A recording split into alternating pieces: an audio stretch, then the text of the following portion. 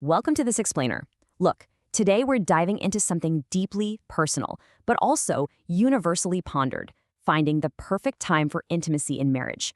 We're going to explore the chronology of connection.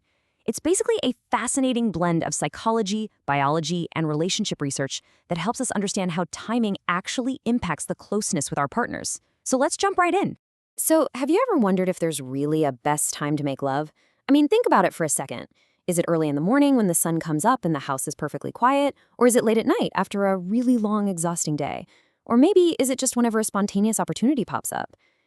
It's a question almost every married couple asks themselves at some point as they try to navigate these incredibly busy lives we lead.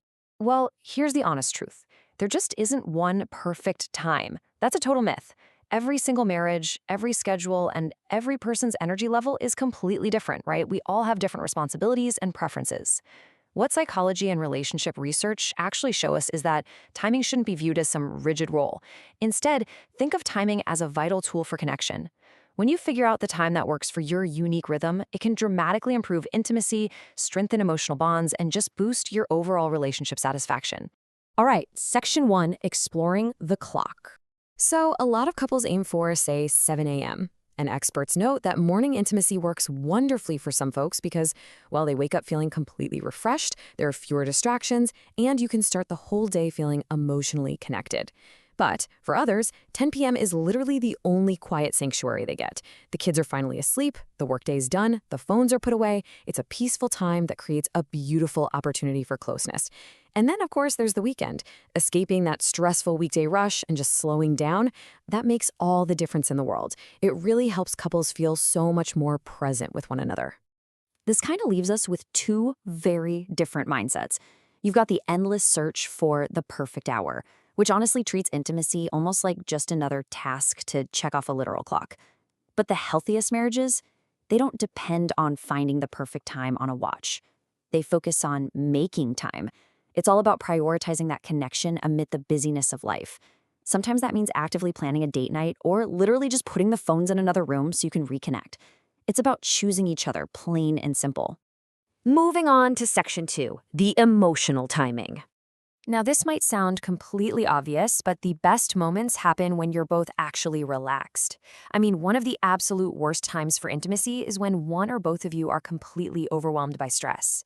If you're exhausted from work, bickering over whose turn it is to unload the dishwasher, or carrying the really heavy weight of financial worries, it is incredibly difficult to be emotionally and physically present. Unwinding without rushing and just getting away from those daily burdens is absolutely essential for authentic connection. Because, as the saying goes, intimacy doesn't begin in the bedroom. I actually want to pause on that for a second because it's a real paradigm-shifting thought. Intimacy starts long before physical closeness ever happens. Think about the natural path to closeness. It usually starts with quality time.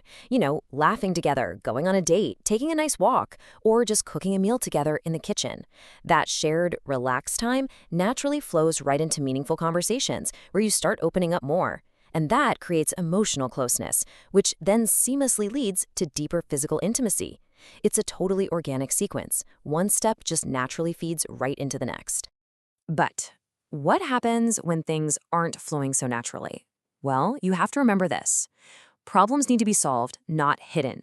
Intimacy should never, ever replace important conversations. And it certainly shouldn't serve as a band-aid to just cover up unresolved arguments. That beautiful reconnection we're talking about, that happens after resolving a conflict, not during an argument, but after you've genuinely worked through it.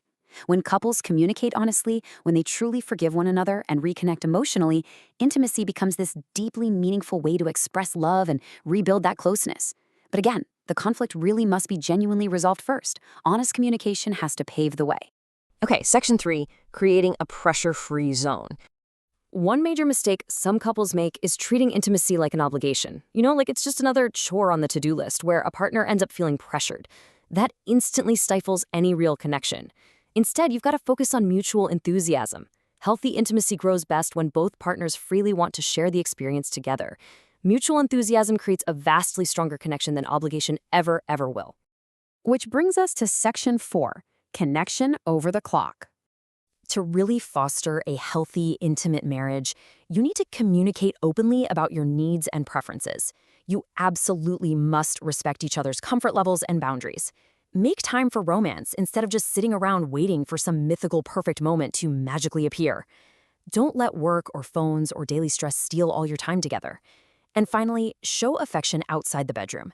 Give hugs, offer compliments, use kind words, make little thoughtful gestures.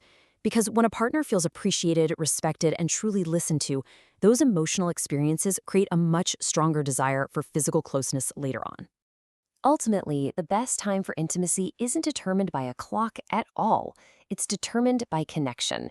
When both partners feel loved, emotionally safe, and genuinely desire to be close, well, that is usually the right time. Strong marriages are built on the quality of their connection, their communication, and a real willingness to nurture the relationship day after day, rather than just stressing out about the frequency. When emotional intimacy grows, physical intimacy becomes infinitely more meaningful too. And that brings us to the end of this explainer today. But before we wrap things up, I want to leave you with a provocative question. What is your biggest secret to keeping intimacy alive in a long and happy marriage? I really encourage you to think about how all the concepts we went through today apply to your own life and relationships. Thanks so much for joining me, and keep exploring those vital connections in your life.